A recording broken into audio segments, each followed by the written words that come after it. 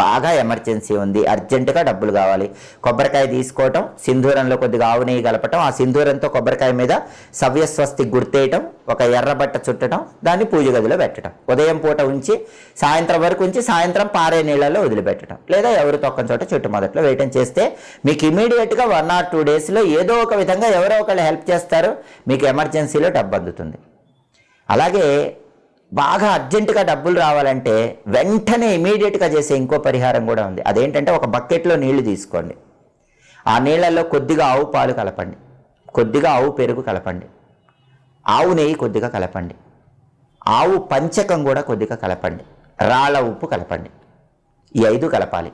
ఆవు పాలు, ఆవు పెరుగు, ఆవు నెయ్యి, ఆవు పంచకము, రాళ్ళ ఉప్పు. ఈ 5ంటిని కూడా ఆ బకెట్లో ఉన్న నీళ్ళల్లో కలిపి ఆ నీళ్లు మీ ఇంట్లో ఉన్న అన్ని గదుల్లో 4 మూలలా చల్లండి. సంప్రోక్షణ అంటారు.